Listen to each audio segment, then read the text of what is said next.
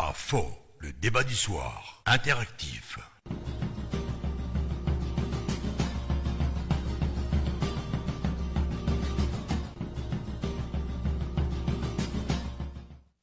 Mesdames et messieurs, bonsoir. Merci de votre constante fidélité et toujours renouvelée au programme de Djoliba FM. Nous vous souhaitons à toutes et à tous la bienvenue dans votre débat de ce jour, mardi 25 mai 2021. Et notre mardi a enregistré, en tout cas dans l'histoire de la République du Mali. Vous le savez tous, le Mali a connu encore un autre coup de force ce mardi, voilà, qui a été perpétré ce lundi, mais qui a quand même connu son épilogue ce mardi. Et donc, c'est la raison pour laquelle nous sommes dans cette émission un tout petit peu spéciale. Voilà, l'actualité oblige. Et le thème que nous avons pour vous cet après-midi est le suivant. Que pensez-vous du coup de force au Mali? C'est donc le thème que nous avons proposé pour nos différents auditeurs qui nous suivent à travers Djoliba FM à Bamako sur la 105.fm, mais aussi sur Djoliba Ségou à partir de la 100.1 dans la cité de Balanzan. Vous qui nous recevez également sur la page Facebook, nous vous souhaitons à toutes et à tous la bienvenue. Et l'émission, vous savez, elle a changé de forme. Nous avons dit à chaque fois que nous avons l'occasion, nous recevrons sur notre plateau un invité pour ensemble essayer de décortiquer, de mieux comprendre l'actualité. Et vous le savez, l'actualité, en tout cas, elle est abondante aujourd'hui, voilà, et c'est pour cela que nous avons fait appel à un des politiciens, c'est nos politologues de ce pays, un grand monsieur, c'est nomme Monsieur Mamadou Lamine Sibi, il est le président du Front populaire ivoirien et républicain. Voilà, Monsieur Sibi, bonsoir. Bonsoir. Comment allez-vous? Moi, je vais très bien. Nous vous remercions d'avoir répondu à notre appel. C'est moi qui vous remercie. Merci. Ensemble, nous allons essayer de comprendre qu'est-ce qui nous a vraiment amené dans cette situation aujourd'hui où le pays est plongé. Et comme vous le savez, l'émission c'est en français, monsieur Amamaka, du livre La Milika Lanfre Libra Bamako, Tiema, Malikrani Maliko Kamba Bladine Founing, Bella Dine Molimondon, et Nafa Kalamatuka Mina, et mardi et Trata ou la Trata, ça Trata Konimbi, enregistré en Analu Kono Sablaniata Kaladje, Mali et Trata Chamaye, Mumbenani, Trata Uluye, Aywa Kunu, Kadamine Kuna Fukatase Bima, Ayay Kafokwanga, Sorosu Koniburani. Kokura tuguni anga jamana nyamoko no bitalike président transition no bandawi anaka ministre nyamoko no bitalike mutarwan kan tekekero lakunu ku yasik kati yoro la kafoko ay woro gelawbe uni président ni vice président ni nyonche o kun kon la awre kafoko nomination mun kera no bitalike gouvernement kura la o de nanani ni kunu ni andu nya fo jamana ko ko ngan krosi sabla nyugo ko bina ni nyaga nyaga o kun kon la bi wala de na anye ma wole ndo fani bisimanga kene ko la no bitalike anga démission do la na lere politique nyamoko aka parti politique to Front populaire républicain Mamadou Lamine Sibi amad bismillah kana kono Sibi bismillah ko kura. Merci bien Barou. Aywa ambe sika muni fo ka beni bi wala yala est-ce que une situation mini amba kono Sibi est-ce que en musique une situation éviter Barou ki fo folo ika weleli la ka ika équipe bela jelen fo Djoliba FM barakala bela jelen ana on flebagaw on lamebagaw maintenant ka sika ɲininkali ma yala an kun se ka ko minnu daminɛna kunu n'a kuncɛra bi yala n'a an kun bɛ se k'a bali ne b'a fɔ n ko kosɛbɛ adamaden bɛ fɛn o fɛn kɛ an bɛ se k'a fɔ a caman na a bɛɛ bɛ se ka bali mais nka f'i ka bali kow de kɛ parce que ni mɔgɔw nana kɛ ɲɔgɔn kan au sommet de l'État fanga kunkolo ɲanfan k'a fɔ ko olu ka baarakɛɲɔgɔnya nana gɛlɛya parce que u tɛ se ka se kumaɲɔgɔnya gɛlɛyara u ni ɲɔgɔn cɛ walima hakilinataw danfarabaw bɛ ka kɛ u ni ɲɔgɔn cɛ donc n'o commencera ka na baara kɔnɔna la dɔrɔn mɔgɔ bɛ se k'i sigi n'a bɛɛ ye donc o kama anw bɛ se k'a fɔ n ko kunun ta in a kun bɛ se ka bali parce que n'o yera dɔ kun kan ka se ka a jɔyɔrɔ fa yaasa a kana se a sera yɔrɔ min na bi a kana se o yɔrɔ la. Cheikh Monsieur Sibi kuma kɔni bunna wagati dɔ la sabula kunnafonidilaw y'a cari fan bɛɛ fɛ k'a fɔ ko gɛlɛya bɛ président n'o ye bandaw ye a n'a ka vice président ni ɲɔgɔn cɛ colonel Assimi Goïta depuis ni ka kɔn bi fɛnɛ ye mais n'i y'a ta k'a lajɛ nin wagati na est-ce que solution wɛrɛ kun t'a la fo ka taa se jamana ɲɛmɔgɔ yɛrɛ ka dafili ma n'a ka gouvernement ni premier ministre yɛrɛ bɛɛ lajɛlen. Bon solution mun b'a la a la kumabaw ye fila ye mun kun bɛ se k'an kisi nin ma pour que cogoya ka ɲin'a la o fɔlɔ ye jumɛn ye c'est que ninnu kun ka sɔn ka kuma ɲɔgɔn ye dusukun jɛlenya yɛrɛ kɔnɔna na gɛlɛya minnu bɛ fanga taabolo la u k'olu fɔ ɲɔgɔn ye maintenant ka angle arrondi bɛɛ ka bɛn kelen ma u ka taa ni o taabolow ye c'est-à-dire que redéfinir les conditions de la collaboration bon ni o bɔra yen nɔ soit filanan ye min ye ni a yera yɛrɛ k'a fɔ ko ne ni Karim Masina an ye ko in daminɛ ni sababu mun ye an y'a daminɛ ni kan min ye o kan tɛ senna bilen ne tɛ ka n yɛrɛ dɔn a fɛ baara kɔnɔna la bilen bari sabula jamana bɛ ka taa cogo min na ale hakilina ni ne hakilina o bɛ ka janya ɲɔgɔn na ma d'a la k'a fɔ ko u bɛ se ka fara ɲɔgɔn kan donc comme a bɛɛ responsable de dɔ bɛ ala minɛ dɔrɔn ka walan sɛmɛ maliden ka ca mɔgɔ wɛrɛ bɛ se ka na mun bɛ se ka baara k'o kɔnɔna la o fana tun y'a bila cogo dɔ ye nka o fila si ma kɛ. ayiwa an bɛ bɛɛ lajɛlen fo ni sanga na ka bɛɛ lajɛlen waleɲuman dɔn an y'o de fɔ y'aw ka jamukan kɛrɛnkɛrɛnnenya bɛ fɔ ma ko di a fɔ don o don ka daminɛ tɛnɛ fo ka taa se juma ma nɛgɛ kanɲɛ 18 ka taa bila 18 na tɛmɛ ni sanga 50 kan nin ye aw ka jamukan de ye an y'o fɔ ni aw minnu bɛ yen nɔ n'aw bɛ fɛ ka don jamukan na a ka nɔgɔn nɛgɛjuru siraw bɛ aw ni anw sɔrɔ ɲɔgɔn na o ye 65 65 50 ni kɔrɔfɛ b'a bolo ka bɛn ni aw ye waleya mun ye kunun fo ka na se bi ma ka sɔrɔsiw ka bɛn ni sɔrɔsiw ka waleya in ye ka ɲɛsin jamana ɲɛmɔgɔ bandaw ma ani a ka premier ministre maa bɛ yen nin waati in na an b'o tigi ta allo bonsoir. Allô, bonsoir. Bonsoir, M. Traoré. Abdulaziz Bazi, comment allez-vous? Oui, je vais très bien par la grâce de Dieu. Excusez-moi, élevez un peu le ton, s'il vous plaît. Il dit... allô, vous m'entendez? Oui, je vous reçois, mais c'est quand même un peu bas le son. Ah, le son est un peu bas. Très bon, c'est bon maintenant, mon cher ami. Ah, ok. Bienvenue, Abdoul. Donc, je salue votre invité sur le plateau. Monsieur Mamadou Lamine Sibi. Alors, donc, je salue tous les auditeurs. Merci. Le grand patriote Bouboula. Le maréchal Bouboula est à l'écoute.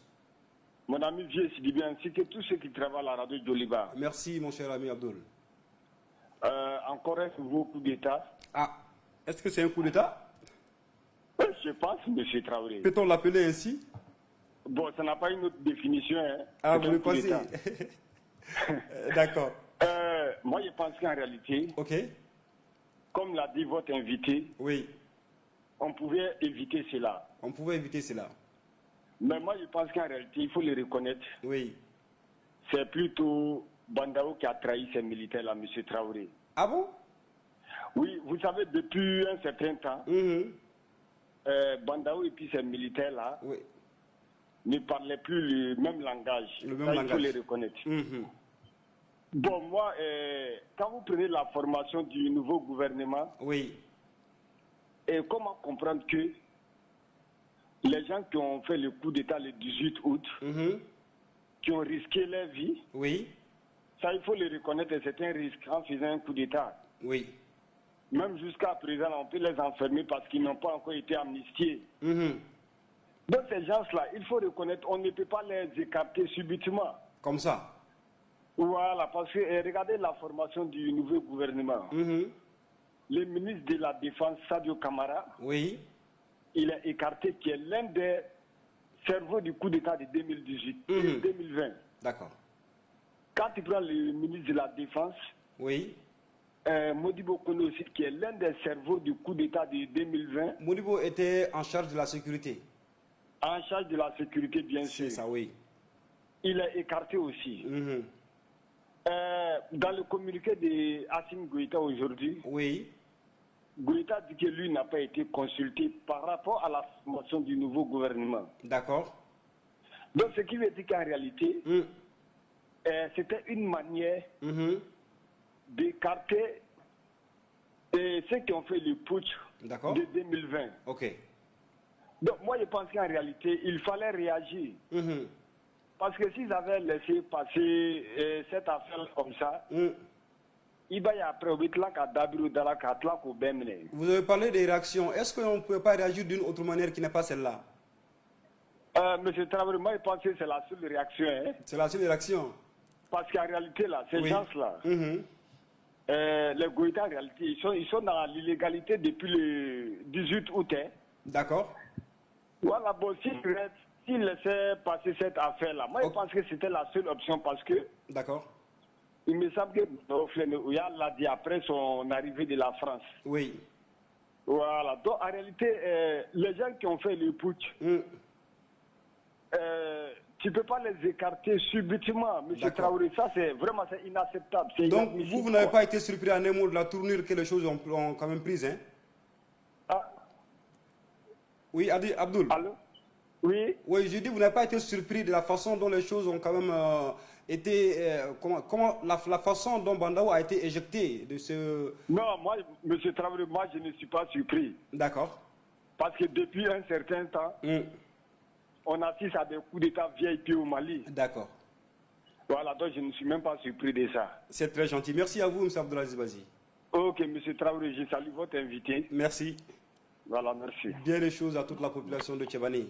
Voilà, M. Sili, vous venez donc d'écouter M. Abdoul Aziz Bazi, hein, il a parlé de beaucoup de choses. Alors moi, j'ai une question en tout cas qui me revient tout le temps en tête. Hein.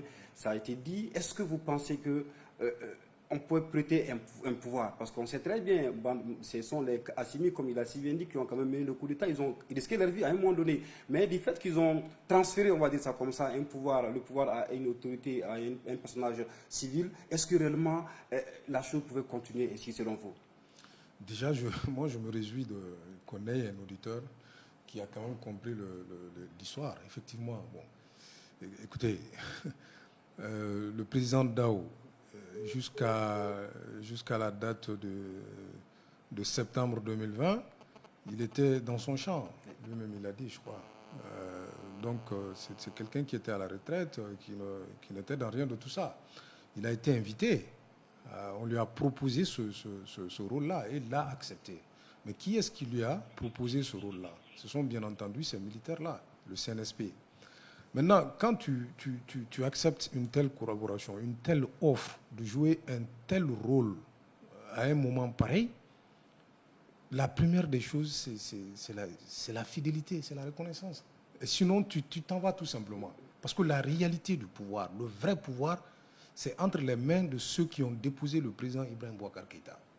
Bon, moi, je suis quand même étonné de voir qu'à son âge, avec toute cette expérience, qu'il tombe si facilement dans un, déni. Quoi. Vous voulez dire par là que Bandao était là, mais il était juste un figurant? Non, pas un figurant. Non, ça n'est pas ça. C'est-à-dire que ça n'est pas tout blanc ou tout noir. Il ne jouait pas un rôle de figurant. C'était le président de la transition. Et moi, je sais qu'il jouissait de ses prérogatives. Maintenant, c'est un jeu de rôle. Ça se bâtit, ça se construit sur des rapports de confiance. Et c'est ce qui lui a manqué ces derniers temps. Parce que ceux-là, c'est des militaires. Qu'est-ce qu'ils ont fait pour arriver au pouvoir? Ils ont fait un coup d'État. Et donc, c'est leur vie en quelque chose qui est... Parce qu'il y a tellement d'intérêts qu'ils ont menacés, tu t'imagines un peu? L'enjeu est de taille. Donc, ils ne peuvent pas jouer à un jeu dont ils ignorent vraiment le langage. Et c'est ce que finalement le président Bandao a fait. Et ils ont pris toutes leurs responsabilités. Je pense que moi je l'en veux en réalité. Bandao, hein. Je l'en veux. Parce que vu son expérience, on ne peut pas être appelé à la suite d'un coup d'État pour venir qu'on vous nomme président pour conduire une transition et que vous essayez d'ignorer ou de faire des choses sans pour autant être en parfaite harmonie, en accord avec ceux-là qui vous ont appelé. Parce que c'est eux qui ont le pouvoir. Hein. Vous avez été appelé. C'était une proposition. Ils pouvaient refuser. Donc, je l'en veux un peu. Okay. Pourquoi il n'a pas pu voir ça? Okay.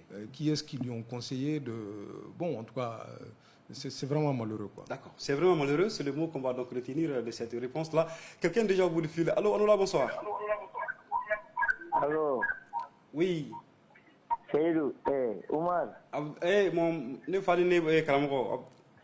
Korifentila. Grand boubou la koni basse no demado. Demaya bede. Wallahi demaya bede ne fa baste la koni. Foi tenela. Ala kana fenki la ya rabbi. Ndalo ko radio ni émission inquiétante cogo. Cogo di ne fa. Avec un sonné la tâche de la Kumala. Awan jotola. Priorité quand on a dit téléphone là ou le nous comment on a vu que téléphone jo. Oui tiens. Oui tiens ne fa. Là on a émission koko be bola ni kuma ayata koko be bola. Amba fo ka wala ni mando. Ajaranye ila. Ka technicien fo. Technicien jour musane bala ko le bi kana. Ndenge komba fo nga do bay. Ay fo lamne. Seydou. Oumar. Grand Seydou mba fo Kati. Seydou Traoré oui.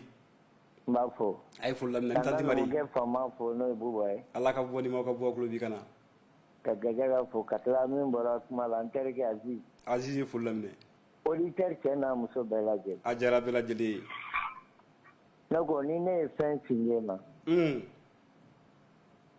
de Umar ne ni sen singema o ba ki taya ayota kentai o de fleka ke o ye fanga ta k'a d'ale ma ka sous-traité de ale y'i pan o kunna a ma s'a kɛcogo la min ka da ya y'a kɛ an filɛ crise fɛn min kɔnɔ a tun man ka nin kɛ o cogo jumɛn a man ka kɛ kalo tɔ ye kalo 8 kalo 9 ni 5 éléments in de y'a ka coup d'état kɛ hali n'u suira ni tɔw ye kana siga dɔw la Asimi Jaw Wage Modibo Kone Sadio Camara tɔw 3 bɛ fanga la e ko e bɛ 2 labɔ o bɛ se ka kɛ cogo a ma nɔgɔn non a tɛ ɲɛ sélection tɔ ye 8 mois plus tard 9 mois wallahi a tɔ kun tora o de koyi u ka tɔni kɛ kana ɲinɛ olu de nana ni ye tiɲɛ u y'a yira fanga ye min ta ye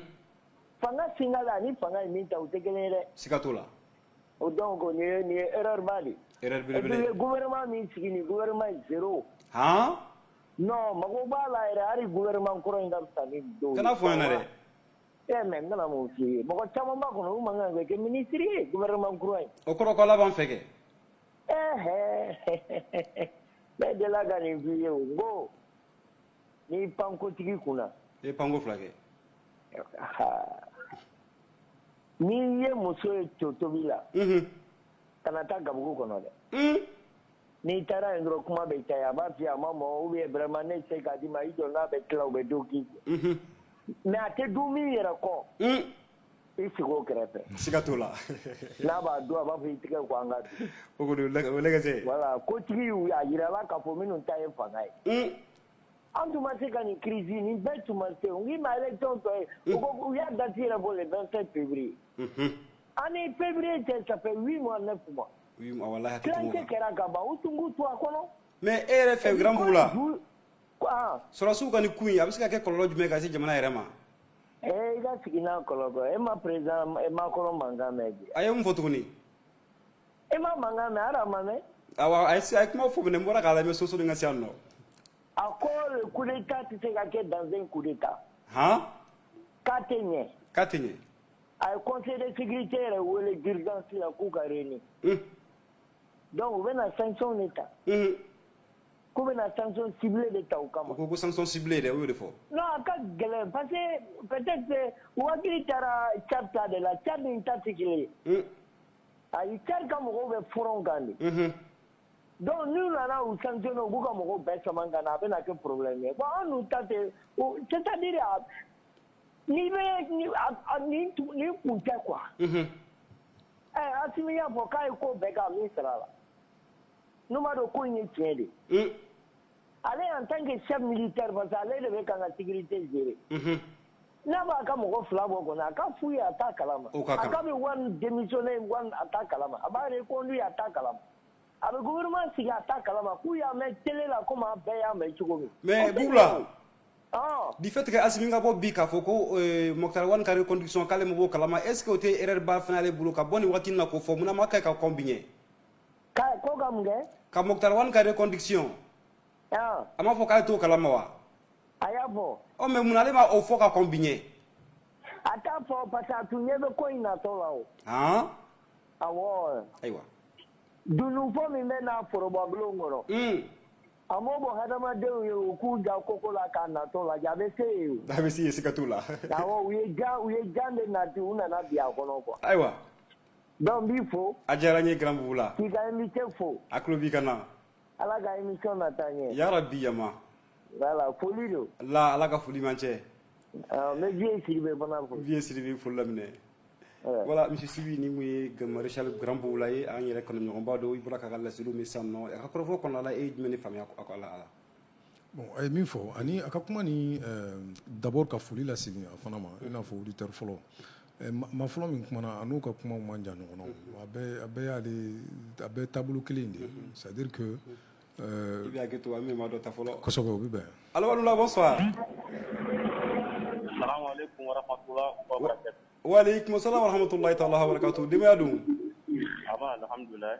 karamɔgɔ Naam. mun tugulakaw dun Alhamdulillah. alhamdulillah ala kana basi k'i la An b'aw fo. a diyara n ye N'i ka invité yɛrɛ fɛ fo. invité foli laminɛ Comment il s'appelle? Mamadou Lamine Sibi Mamadou Sibi. K'an b'a fo. il est le président du Front populaire et républicain Ayiwa alhamdulillah.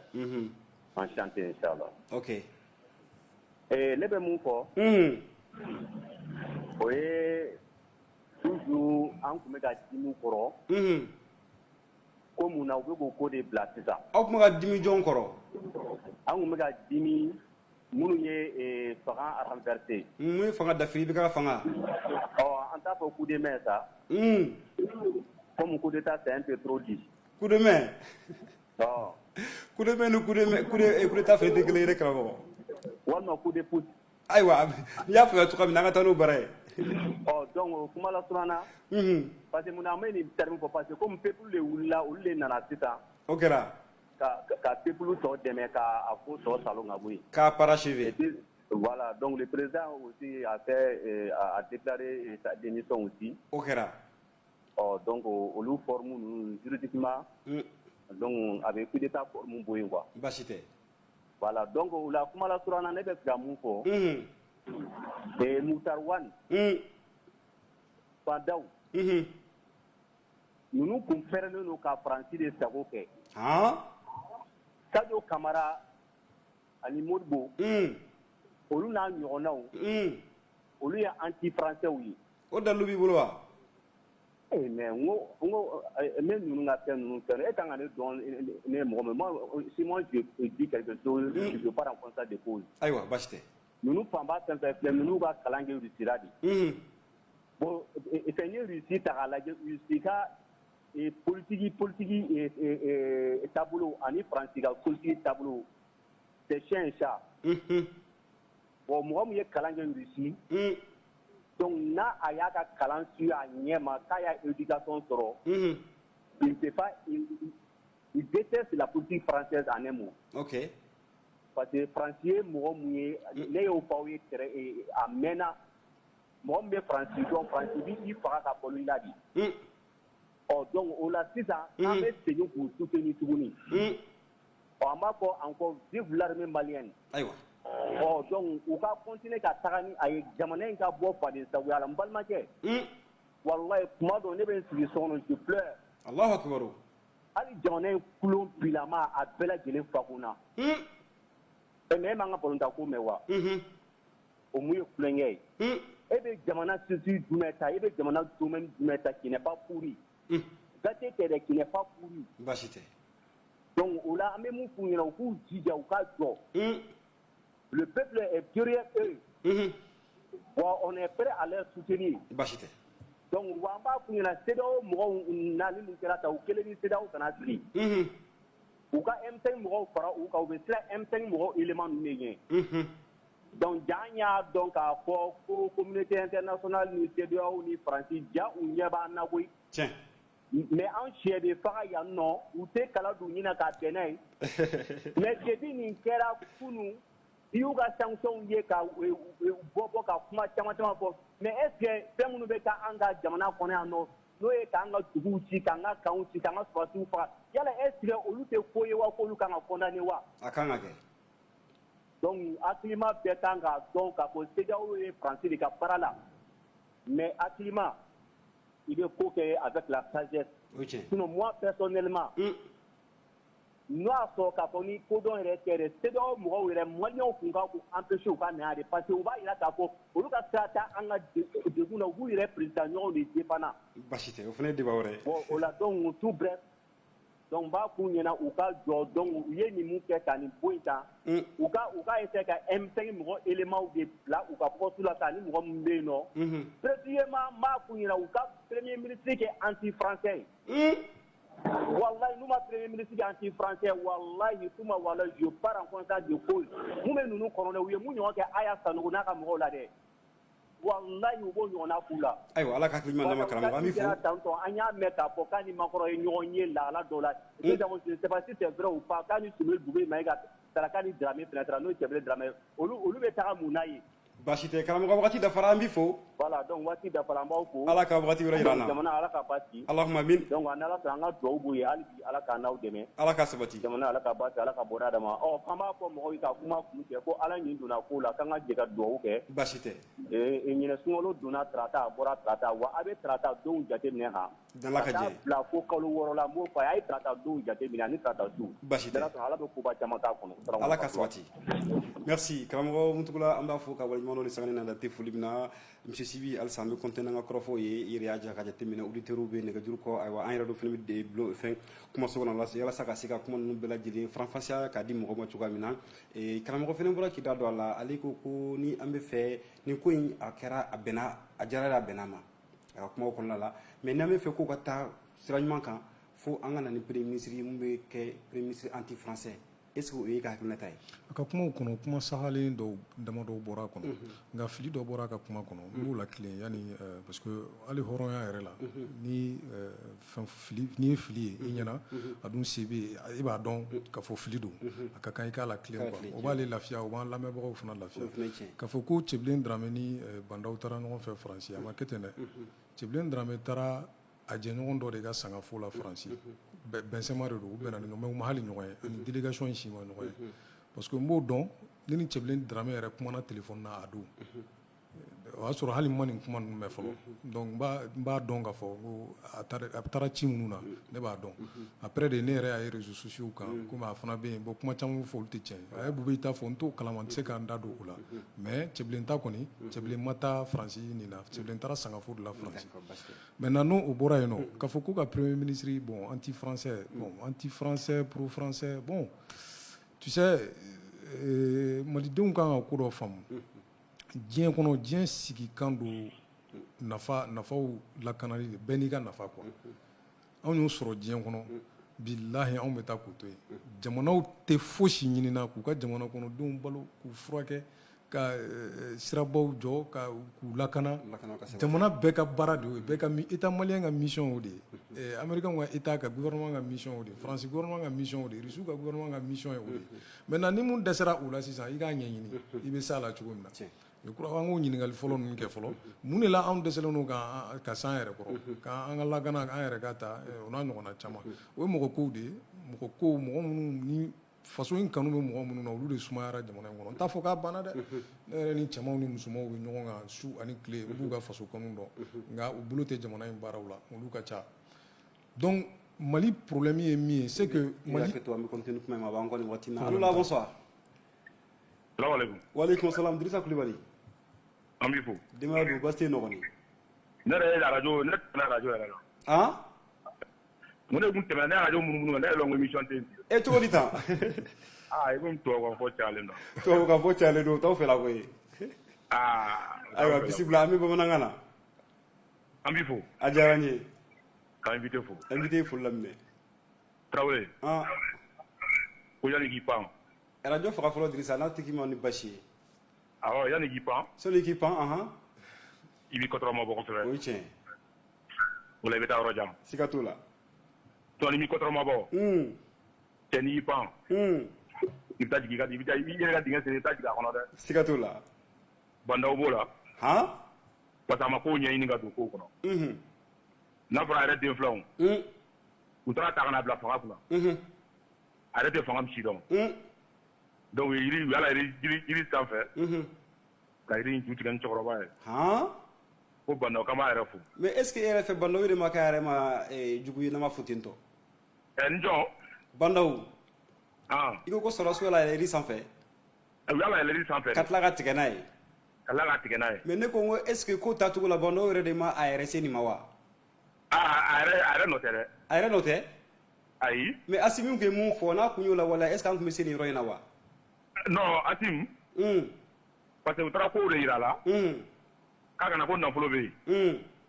k'a kana ko nafolo bɛ yen a kana baara in daminɛ nafolo a ye ko nafolo de bɛ yen mais nafolo min o tɛ ta ka d'ale ma n ko bɛ k'i ka jamana de labara o tɛ o jamana baarali dɔrɔn tɛ miliyɔn 100 ni kɔ min bɛ d'ale ma a t'a bɛɛ don jamana la a yɛrɛ ka kow b'a kɔnɔ yen Assimi yɛrɛ ka kow b'a kɔnɔ bɛnbɛnbɛn de don u ye bɛnbɛnbɛn de siri a kama walayi mais an bɛ mun f'u ye k'u ka sabali jɔnw ka sabali a ye sɔrɔsiw yɛrɛ ka sabali kɛ sɔrɔsiw ka sabali ok k'u ka sabali u kana na problème wuli an kunna parce que hali n'a fɔra IBK yɛrɛ binni hali o ma san kelen sɔrɔ fɔlɔ u na ɲuguɲugu wɛrɛ lawuli ko tiɲɛ na k'an mago bɛ Mali la dɛ n y'o de f'i ye n ko Mali n ko an bɛ san n'a ye n ko an su bɛ don n'a ye siga t'o la donc k'u ka sabali u ka bɛn kow la baasi tɛ parce que marifa mɔgɔw sɔnnen don marifa de ɲɛ ko sinikɛnɛ ko adamadenw jaabi na la min dɛ ni mɔgɔ dun jara min na marifa ɲɛ tarawele a ma nɔgɔn dɛ a ma nɔgɔn donc ala ka hakili ɲuman d'an bɛɛ lajɛlen yarabi ala ka jeri jira i Kulibali Dirisa Kulibali an b'a fɔ Lafiyabugu tournant na mais an ka tournant na k'a fɔ a ɲɔgɔn dan tɛ foli min na monsieur Sibi an tun bɛ k'an da don premier ministre ko kuma la ko k'a fɔ ko jamana Amina bɛɛ lajɛlen ka belebele ye mun ye ka jamanadenw lakana ka dun ka fa sabati l'école ko ni farikolo kana y'o bɛɛ ka sabati an tun bɛ yen nɔ de kosɛbɛ donc k'a fɔ ko ka premier ministre ɲini mun tɛ Faransi fɛ Faransi marabagaw walima o si tɛ maliyɛnw kan ka fɛn dɔ de faamu dɔrɔn c'est que Faransi marabagaw b'u ka jamana kɔnɔdenw fɛ de u b'u ka jamana fɛ jamana kɔnɔdenw fana bɛ jamana fɛ u dalen don u ka marabagaw la u tolen don u kɔ a fanba la kɔni limite dɔw bɛ u tɛ tɛmɛ o kan ni maliyɛnw sera ka mɔgɔw sugandi sisan jamana in kanu bɛ mɔgɔ minnu na ko in bɛɛ o de n'i ma fɛn o fɛn kanu i tɛ se ka sa ye i tɛ se k'a kɛ ka ɲɛ donc k'a di a cɛw n'a musow minnu b'an bolo yan hali bi n'u dɔnnen don ni u ma kɔrɔbɔ fɔlɔ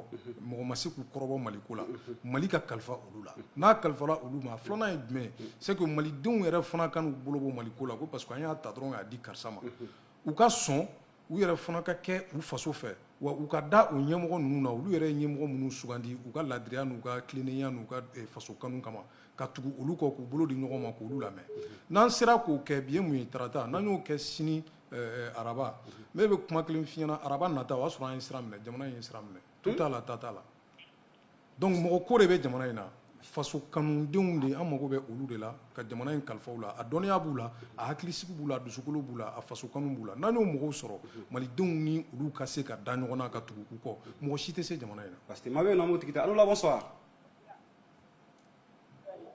allo an la. wala. aba denbaya don Magaji. baasi foyi tɛ yen wa. Seba Sugulamɔgɔw don baasi tɛ yen nɔ. baasi foyi t'u la. bisimila an b'i lamɛn. i fo k'i kɛrɛfɛ mɔgɔw fo. a diyara n ye an ye foli laminɛ. lamɛnbaga bɛɛ lajɛlen fo. bɛɛ lajɛlen ye foli laminɛ Magaji. Tarawele ne ye mun f'i ye a kɛlen tɛ nin ye wa. aa i ye nin kuma in fɔ koyi Magaji. ne k'i ma n ko bandaw tɛ président ye. han. ne y'a f'i ye yɔrɔ i ko k'o bɛ se ka kɛ cogo di. i ye nin kuma in fɔ yan nɔ. CEDEAO ye prison kan kan an bɛ fɛ k'an ka fanga ta an bɛ taa dɔ bɔ wo kɔnɔ cogo di ka na ale bila kulu sanfɛ diɲɛ mɔgɔ b'i da bɔ a la an yɛrɛ bɛ to an ka pouvoir la. kumakan kɔrɔta dɔɔni Magaji. n k'u y'a kɛ de diɲɛ seleke naani ko k'u yɛrɛ tɛ se ka kɛ président ye. u taara dɔ tɔmɔ foro kɔnɔ ka na e bɛ wari dun e bɛ kɛ k'anw yɛrɛ b'an ka pouvoir ta. ne y'a f'i ye ne vice président sigira n ko Asimu de ye président ye bandaw tɛ se ka jate ne fɛ ko président. i y'o kuma fɔ. u y'o kuma caya. n ko M5 fana n ko a ma sa n ko a ma sa ka da mun kan. n ko mɔgɔ minnu ka da bɔnna n'u tun bɛ IBK kɔ. o don dɔ la n k'olu fana bɛɛ bɛna fara M5 in kan. tiɲɛ. a waleyaw ma kɛ sisan wa. o kɛra. dɔw bɔra n ka mɔgɔ kɔrɔ in ka mɔgɔw mana far'u kan wa. bon n ko don dɔ bɛ na n k'olu bɛɛ de bɛ fara ɲɔgɔn kan k'a fɔ k'u bɛ sɔrɔdasiw kɛlɛ. sɔrɔdasiw bɛ fanga bi don min na. mɔgɔ minnu bɔra k'a fɔ k'u ka fanga d'u ma. o tun tɛ IBK ka mɔgɔ ye wa a ma dogo mɔgɔ la dɛ. olu de ye nafolo bɔ k'a fɔ ko mɔgɔw ka sɔrɔdasiw k'u kɛ. ko fɛɛrɛ bɛɛ ka kɛ M5 kana se k'a da don fangako la. an y'o kumaw fana mɛn yan. n y'a f'i ye fana n ko M5 ma don fanga la n ko ala b'u malo wa u bɛ segin M5 ma. a ma kɛ bi wa. walahi. n ko u ka ɲi u ma ye n ko ne kan t'o ma dɛ. u tun ka na dɔrɔn k'a fɔ maliyɛnw ye bɔn an ye coup d'état kɛ M5 bari an b'an ka fanga ta. mais an nana dɔw de ka baara dafa. tiɲɛ. aa Tarawele o mana ala ko ye nkalon ya. walahi siga t'o la. e ka terrain san k'i ka so jɔ. e kɛrɛfɛ mɔgɔ in ka n'a fɔ k'a min ye dɛmɛ k'a biri a birilen k'e ti don so kɔnɔ. a bɛ ko di ala ma ala y'i segin i ti don so kɔnɔ. ala bɛ yen. komi a kɛra tan ka ban. an b'a f'u yɛrɛ ye k'u janto u yɛrɛ la. a ɲɛnɛma caman bɛ jamana in kɔnɔ. tiɲɛ. u ka gɛrɛ mɔgɔw la. baasi tɛ. n'u ma gɛrɛ mɔgɔw la. u t'a dɔn. u bɛ fɛn mun kunna u t'a dɔn. o ye tiɲɛ. a dɔnniya t'u la. n y'a f'i ye fana n ko n'u ko k'u tɛ mɔgɔw lamɛn. minnu y'u nɛgɛn ko k'u ni politisiyɛnw kana baara kɛ. n y'a f'i ye n ko politisiyɛnw b'a dafiri u da la. i y'o fɔ. olu de ni diɲɛ seleke naani masakɛw bɛɛ bɛ ɲɔgɔn dɔn. tiɲɛ. ko bɛ ɲɛ yɔrɔ min u b'a dɔn a bɛ yɔrɔ min u b'a dɔn. n ye fɛn fɛn fɔ bi an filɛ nin ye a bɛɛ kɛnɛ kan. walahi. nka hali bi foyi ma tiɲɛ. n'u ye mɔgɔw lamɛn. baasi tɛ. ni mɔgɔw y'u hakilina d'u ma. u k'o ta ka baara kɛ ni ka. n'ala ka diɲɛ.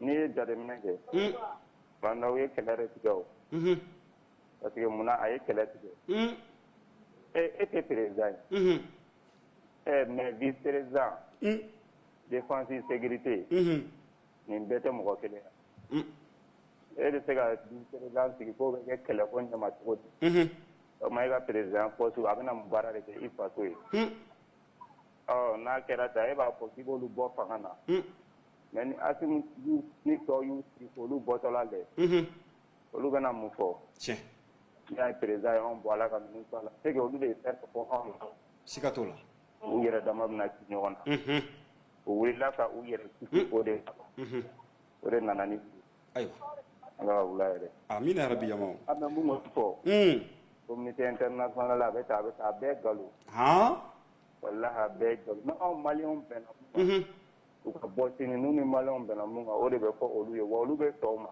baasi tɛ u m'a fɔ k'u tɛ i ka taali fɛ wa Guinée Bissau coup d'état kɛra sɔrɔdasi y'a jira u la bi a bɛ kɛlɛ kɛ fanga na u sɛgɛnna kuma na u m'a to yen wa o kɛra u ka bɔ ni faso jama mana don hali diɲɛ foyi tɛ se k'u bali ayiwa Allahumma amin nuhu magaji ami fo ni sangani na ka sugula mɔgɔw bɛɛ lajɛlen fo bisisibi kuma ɲininkali dɔ bɛ yen nɔ mun bɛ tali kɛ ni wagati na du moment que bandaw kɔni tɛ transition ɲɛmɔgɔya la bilen et que vice présidence bɛ Assimi Goïta bolo est ce que du fait que bandaw tɛ yen bilen an bɛ se ka bisigi k'a fɔ ko Assimi Goïta de bɛna kɛ président ye wa. I ka nin ɲininkali in diyara n ye quoi parce que n bɛ ka mɔgɔ caman lamɛn olu bɛ ka kuma constitution dɔw bɛ o kuma nin de kɔnɔ hali bi quoi mais o de la c'est à dire que an tɛ o kɔnɔ i tɛ se ka i sigi dɔrɔn k'i bɛ règle démocratique jamu fanga hakɛw k'i b'o olu jateminɛ i n'a fɔ a bɛ kɛ États-Unis jamana kan cogo min na l'Américain jamana kan walima Faransi jamana kan cogo min na ko i bɛ o ta dɔrɔn ka na o coron Mali kɔnɔ yan ten Mali y'a damana jamana ye a tiɲɛw ni o tiɲɛw tɛ kelen ye an bɛ gɛlɛya minnu kɔnɔ État sugu min b'an bolo a bɛɛ dɔnnen don a tɛ se ka hali jamana kɔnɔden bɛɛ furakɛ a tɛ se ka hali jamana yɛrɛ lakana hali a yɛrɛ ka dugukolo a se t'a bɛɛ la ne ko tuguni k'e bɛ olu jamana ninnu ta démocratie b'olu bolo cogo min na k'o kana k'anw bolo ta yarɔ an b'a fɔ ko i bɛ théorie de kɔnɔ quoi mais anw ye fanga ɲininaw ye anw ye fangalamɔgɔw ye fanga ye comme wara de b'i bolo quoi donc o ye réalisme de ye maintenant dɔ bɛna sigi a nɔ la an bɛ rapport de force de kɔnɔ sisan an b'o de kɔnɔ an tun y'o de fɔ hali M5 ye depuis M5 b'a mouvement ninnu wagati la ni fanga kɔni coronna o kɔfɛ rapport de force a bɛ komi n'i ye sama bi ni mɔgɔ min ka muru da jara o de bɛ taa n'a ye maintenant o rapport de force in de kɔnɔna la sisan an bɛ se ka a jigiya ala ka seliji bɔn a ko kan fanga bɛ minnu na olu kana tu ɲɔgɔn na u ka ɲɔgɔn faamu nin ko in ka se ka dilan fo ka taa an bɔ nin fana kɔnɔ an ka se ka président sɔrɔ ka transition in tɔ lase baasi tɛ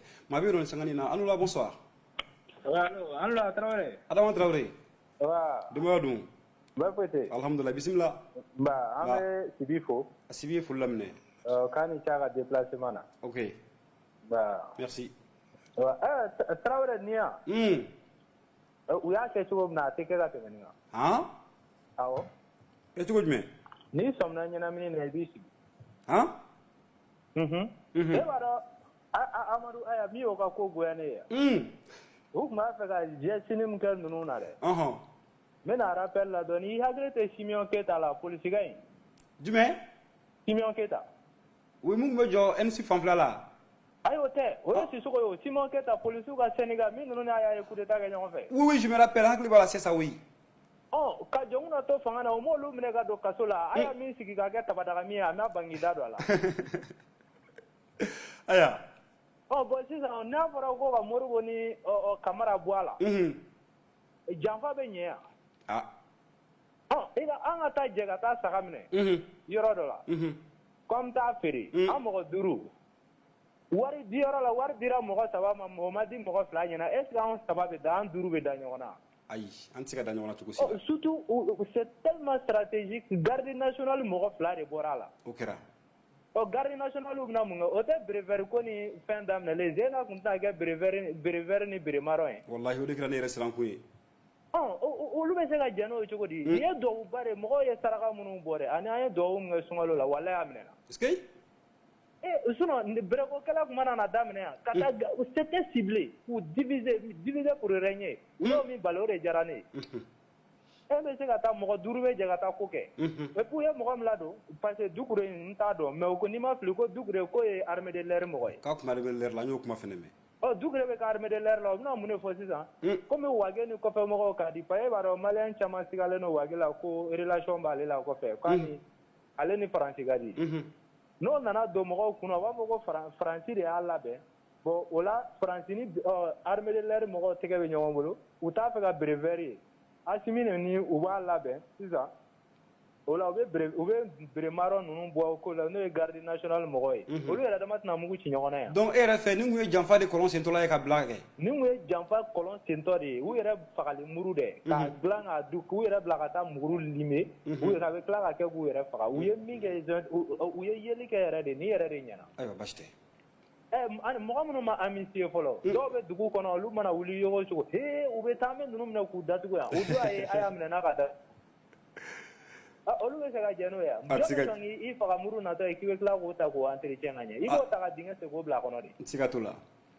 u ye min kɛ nin ɲɛna ye ayiwa basi tɛ mɔgɔw ka ku kɛ e b'a dɔn coup d'état kɛla ni ja tɛ a fɔra ko paraw dɔrɔn o bɛ boli o ɲɛ bɛ paraparaw kɛtɔ la ale kɔ munna a tɛ wuli k'i jɔ a jɔyɔrɔ la a b'a kun bɔ de un ko bɛɛ consulté la olu ma consulté olu n'o dimi sigilen don a tilala ka na gouvernement kɛ ko ka mɔgɔ 2 bɔ a la olu 2 bɛɛ bɛ corps kelen de la o bɛ taa mun fɔ tiɲɛ na faamuya ma nɔgɔn ani o don ɲɛ bɛ dɔ la k'a fɔ journaliste dɔ o ko k'u sigara ko in na k'u ye Togo président Oréfort Yacine bɛ k'a ka kuma cɛkɔrɔba fɛ jɔn sigana jɔn na jɔn ye weleli kɛ surasi ninnu jɛnti mɔgɔ 5 ninnu k'u ye Fort Yacine bɛ wele ko ka Bana wele ka kuma fɛ Goodluck min nalen filɛ u y'o wele ko ka kuma fɛ a yɛrɛ teri ye président minnu ye CEDEAO kɔnɔ u y'olu wele u ka kuma fɛ a bɛ se président 4 ɲɔgɔn ma k'u t'a fɛ u jɛra cogo min na ko wɛrɛ ka taa bɔ a la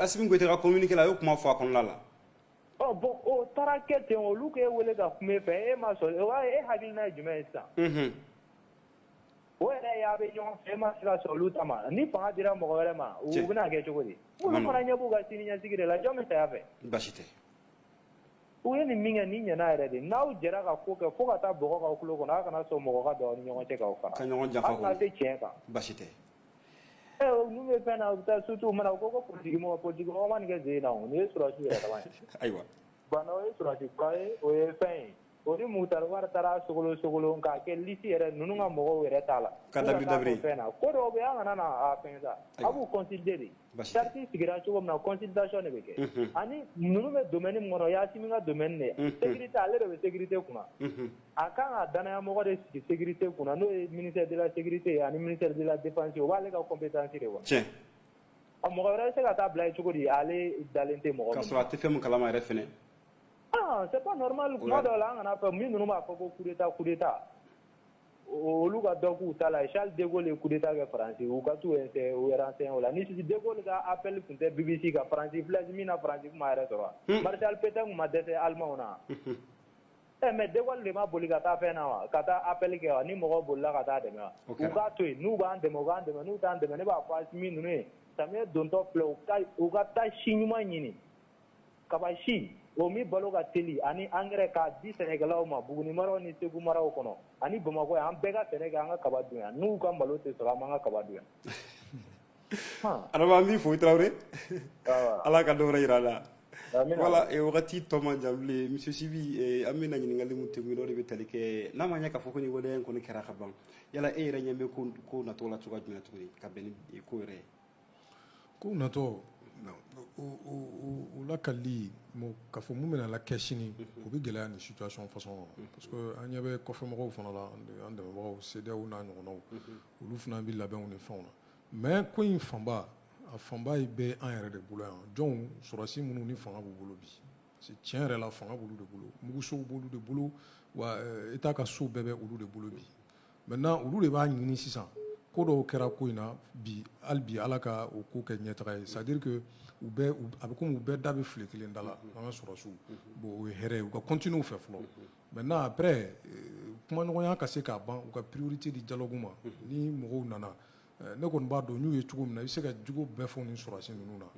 mais a bɛ komi u kunkolo b'u kan da la parce que bi ma ne bila u jateminɛna quoi i bɛ se ka jugu bɛɛ f'u ma ne je sais pas bɛɛ bɛ se ka i ta fɔ mais k'a fɔ k'u tɛ u yɛrɛ kalama u b'u yɛrɛ kalama wa enjeux fana u b'u dɔn donc an k'o danaya da u kan parce que n'a ma ɲɛ k'an y'a yɛrɛ sɔrɔ nin yɔrɔ ninnu na komi n y'a f'i ye kuma kɔnɔ yanni an ka to démocratie dɛ coup d'état dɛ ni si tɛ an balo nin t'an ka jamana kan ye an ka jamana bɛ guerre la depuis 2012 démocratie m'a bɔ guerre kɔnɔ nin si m'a bɔ guerre kɔnɔ donc n'a dun ɲɛna a ɲɛna de n'a tiɲɛna anw de fana b'a kɔnɔ donc an ka ɲɔgɔn lamɛn ani sɔrɔdasi ninnu bɛɛ ka ɲɔgɔn lamɛn ni mun tɛ bɛn an k'o f'u ye an fana bɛ se k'o f'u ye o t'an da jeni mais a ka kɛ bonya kɔnɔ a ka kɛ ŋanajɛlɛya kɔnɔ fo Mali de ka kanu fɔlɔ an k'o bila ko bɛɛ sanfɛ.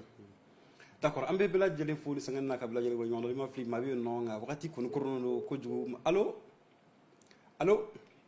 voilà donc an bɛ bɛɛ lajɛlen fo n y'o de fɔ wagati mun dira anw ma wagati bɛ ɲini ka cɔngɔ ni sangani na voilà an bɛ kumakan laban di an ka invité du jour ma ko téléphone bɛ yen nɔ ayiwa an b'o tigi ta Lamine seconde dama damani allo la allo Traoré oui bonsoir bien Sidibé wagati banna k'i fo ka Sidi fo wallahi an ye foli Lamine a diyara an ye k'a to ɲinikaw fɛ wa n tɛna kuma jan fana kɛ basi tɛ Traoré min kɛra bi ka se kunu ma jɔn nɔ don komi wagati banna ka ban Traoré n t'a da maa si kun ni sɔrɔsiw tɛ sɔrɔsiw yɛrɛ fɛnɛ jɔn de nana ni bandaw ye ayiwa jɔn nana ni bandaw ye a nana cogo di e de nana n'a ye wa jɔn de ye danaya d'a kan ka na n'a ye bon n'a ye ɲɔgɔn janfala o aw ni ɲɔgɔn cɛ ye n bɛ bɔ kuma la yɔrɔ min na komi bɛɛ bɛ k'a ta fɔ sɔrɔsiw fana bɛ ka taa fɔ ko bandaw gɛnkun de filɛ nin ye an bɛ don min na kumakɛ da tɛ bandaw bolo an b'an sigi fɔlɔ bandaw fana ka kumakan n'o sɔrɔla don min ala ka wula hɛrɛ d'an ma n bɛ da ye Allahumma min yarabi vie Sidibé wasolon ka wadangile an b'a fana fo ka waleɲuman dɔn ale ka kɔrɔfɔ n'a dansigi bi kɔrɔfɔ bɛɛ lajɛlen na ka bɛɛ lajɛlen fo k'a to ɲinikaw fɛ sabula i n'a fɔ grand boubou y'a fɔ cogoya min na maa caman ye wulili kɛ nka a dabɔ kun ye min ye ka Mama Lamine Sibi wele an y'o fɔ ale ye parti politique ɲɛmɔgɔ ye a bɛ fɛn caman kalama ka se ka walawalali kɛ aw bɛɛ lajɛlen ka se ka tɔmɔtɔ sɔrɔ kɔrɔfɔ na cogoya min na ayiwa ni ala ma basi kɛ an na ɲɔgɔn sɔrɔ sini kɛnɛ nka sɔn'o cɛ Sibi i ka kumakan laban bɛ tali ko jumɛn kan wagati koronna bon kumakan laban ye min ye c'est que sɔrɔsiw ka Mali bila fɛn bɛɛ sanfɛ u ka kumaɲɔgɔnyaw u ka fanga di olu ma kosɛbɛ u ka réflexe militaire ninnu u ka dɔ bɔ o la parce que jamana in a lonbolanbalen de don quoi a ka ci yɔrɔnin kelen de don bon ala k'an kisi u ma u ka lamɛnli kɛ mais an kɔni b'a dɔn bandaw ma se ka u mara Jɔnkunda ye a ka cɛkɔrɔba fɛrɛw kɛ ka 2012 transition kɛ Sanogo ninnu ne bɛ se k'a fɔ Sanogo yɛrɛ tun bɛ kuma ka tɛmɛ ninnu kan mais ale kɔni sera ka u la calmer k'u mara mɔgɔ ma don u ni ɲɔgɔn cɛ bon ni nin ma se k'o kɛ an bɛ jigin ale de la parce que ninnu ye denmisɛnninw de ale senkɔrɔ sɔrɔsiya dɔɔnin na jamana dɔɔnin na politique dɔɔnin na a kan ka bila ninnu sanfɛ n'i nana n'i b'olu cɛmancɛ la u mara ni cɛkɔrɔba fɛrɛ yaasa i k'u hakili lasigi jatigɛ kana taa ou bien janfa u ka taa sika i la janfa ni fɛn ninnu na olu kana don aw ni ɲɔgɔn cɛ bon o de filɛ k'an bila nin situation kɔnɔ ale dɛsɛra k'u mara de kuma y'o de ye maintenant sisan comme fanga bɛ sɔrɔsiw de bolo transition in a daminɛna cogo min na u k'u jija président dɔ ka sɔrɔ u ni M5 yɛrɛ ye ɲɔgɔn ye o fana bɛnna kosɛbɛ fo ka bɛn ka kɛ très rapidement mɔgɔ dɔ ka sɔrɔ an ka rayi ta tout de suite pour que an ka se ka régime normal sɔrɔ kalo 8 kalo 9 kɔnɔ basi tɛ an bɛ Mama Lamine Sibi fo ka waleɲuman dɔn ka lɔnniya k'a fɔ ko Mama Lamine Sibi yɛrɛ parti ɲɛmɔgɔ ye n'o bɛ tali kɛ Front Populaire Républicain kan an b'a ka tɔndenw bɛɛ lajɛlen fo nin wagati in na ka bɛɛ lajɛlen fo ka bɛɛ lajɛlen waleɲuman dɔn ne tun bɛ yan nɔ Umaru Tarawele kuma so kɔnɔna la ka se ka kuma nɔgɔya aw ma cogoya min na régie la Augustin Eshubi tun bɛ yen nɔ fo ka taa se Lamine Kulibali ma Sidi Mahamani Sidibe olu kun bolo bɛ nɛgɛ kɛrɛfɛ la nin wagati in na ka se ka jaw seulement sigiɲɔgɔn ka se ka sɔrɔ Vincent ni Franck an b'o fana fo radio la mun tun bɛ yen nɔ bi o bɛ tali kɛ Musa Sanogo kan Segukaw fɛ yen nɔ Musa Ciro fana tun bɛ yen nɔ an bɛ bɛɛ lajɛlen fo ka bɛɛ lajɛlen waleɲuman dɔn aw fɛn fɛn donna minnu yɛrɛ ma se ka don an bɛ hakɛto ɲini k'i bolo ka aw fɛ ni ala ka diɲɛ ye aw ni an na ɲɔgɔn sɔrɔ don nataw kɔnɔ la ka se k'an da don fɛn wɛrɛ la an ma se ko mun fɔ aw ɲɛna ka bɛn ni bi an b'a fɔ ɲɛna ko aw kan bɛn diɲɛ waati wɛrɛ wasalam. Dit à faux, le débat du soir, interactif.